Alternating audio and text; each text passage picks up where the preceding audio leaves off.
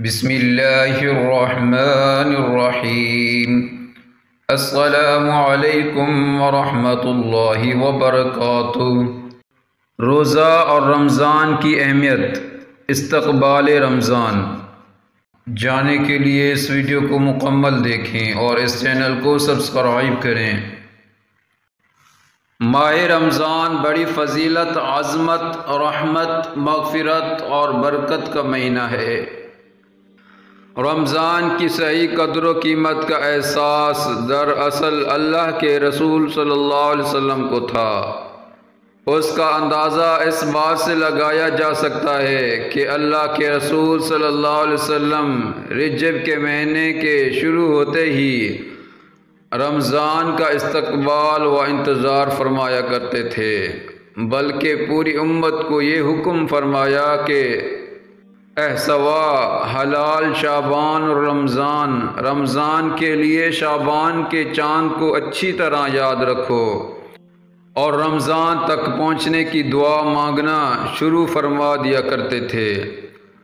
حضرت انس رضی اللہ تعالی عنہ سے روایت ہے کہ جب رجب کا مہینہ شروع ہوتا تو رسول اللہ صلی اللہ علیہ وسلم یہ دعا فرمایا کرتے تھے: اللہم بارک لنا فی رجب و شعبان و بلغنا رمضان۔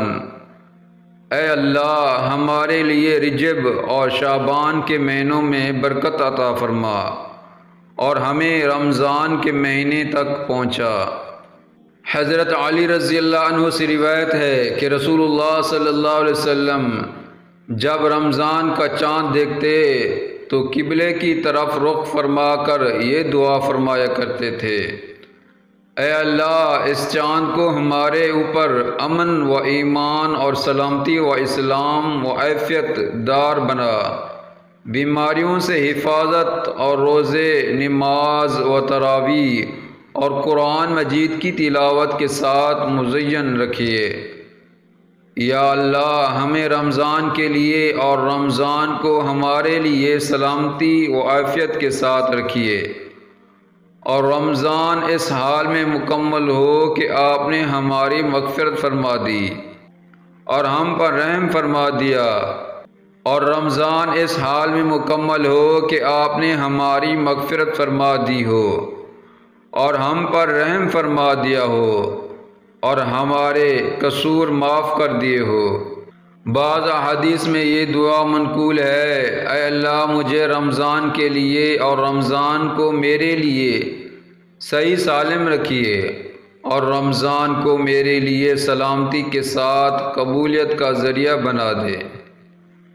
رمضان کی نسبت اللہ کے ساتھ حضرت اسامہ بن زید رضی اللہ عنہ فرماتے ہیں کہ آپ صلی اللہ علیہ وسلم نے فرمایا: شعبان میرا مہینہ ہے اور رمضان اللہ کا مہینہ ہے۔ رمضان کی اہمیت کا اندازہ اس بات سے بھی لگایا جا سکتا ہے کہ آپ صلی اللہ علیہ وسلم نے رمضان کی خاطر چاند دیکھنے اور شعبان کے چاند کی تاریخوں کو یاد کرنے کا حکم دیا اور فرمایا: شعبان کے چاند اور اس کی تاریخوں کے حساب کو خوب اچھی طرح محفوظ رکھو تاکہ رمضان کا حساب صحیح ہو سکے۔ اور حضرت عائشہ رضی اللہ عنہا فرماتی ہیں کہ رسول اللہ صلی اللہ علیہ وسلم شعبان کے چاند اور اس مہینے کی تاریخی جتنے اہتمام سے یاد رکھتے تھے، اتنے اہتمام سے کسی دوسرے مہینے کی تاریخی یاد نہیں رکھتے تھے۔ پھر رمضان کا چاند دیکھ کر روزے رکھتے تھے، اور اگر 29 شعبان کو چاند دکھائی نہ دیتا تو 30 شعبان کے دن پورے کر کے پھر رمضان کے روزے رکھتے تھے۔ آپ صلی اللہ علیہ وسلم اس مہینے میں عبادت و اطاعت اور زیادہ اہتمام فرماتے تھے۔ حضرت عائشہ رضی اللہ عنہا سے روایت ہے جب رمضان کا مہینہ داخل ہوتا تو آپ صلی اللہ علیہ وسلم کا رنگ بدل جاتا تھا اور آپ صلی اللہ علیہ وسلم کی نمازوں میں زیادتی ہو جاتی تھی اور دعاؤں میں تضرع و زاری بڑھا دیتے تھے، اور آپ صلی اللہ علیہ وسلم کا رنگ سرخ ہو جاتا تھا۔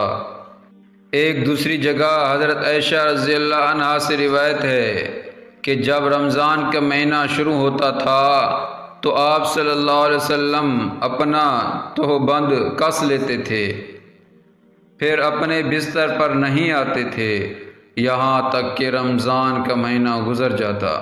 صحابہ کرام رضوان اللہ تعالی اجمعین رمضان سے 6 مہینے پہلے اللہ سے دعا مانگنا شروع فرما دیا کرتے تھے کہ اے اللہ ہمیں رمضان تک پہنچا دے، اور رمضان کے بعد 6 مہینے تک یہ دعا کیا کرتے تھے کہ اے اللہ رمضان میں جو عبادتیں کی ان کو قبول فرما۔ ہمارے بزرگوں کا معمول بھی رمضان میں اپنے آپ کو دیگر مصروفیات سے فارغ کرنے کا تھا، لہٰذا ہمیں بھی رمضان کا استقبال اور انتظار کرنے کے لیے مذکورہ باتوں کا اہتمام کرنا چاہیے۔ ایک یہ دعا کی جائے کہ اللہ ہم کو بخیر و عافیت رمضان تک پہنچائے، اور پھر رمضان کی رحمت خیر و برکت سے خوب استفادہ کرنے کی توفیق عطا فرمائے۔ دوسری مصروفیات کو کام کرنے کی کوشش کی جائے۔ رمضان کے جو کام پہلے ہو سکتے ہیں ان کو پہلے کر لیں، اور جو کام مؤخر ہو سکتے ہیں ان کو مؤخر کریں۔ 29 شعبان کو چاند دیکھنے کا اہتمام کریں۔ رمضان سے پہلے ہی گناہوں سے پکی و سچی توبہ کر کے اپنے گناہوں کی بخشش اور دل کی صفائی کر لیں، تاکہ پہلے ہی دن سے رمضان کی برکتوں سے اچھی طرح فائدہ اٹھا سکیں۔ اس ویڈیو کو زیادہ سے زیادہ شیئر کریں اور اس چینل کو سبسکرائب کریں۔ جزاکم اللہ۔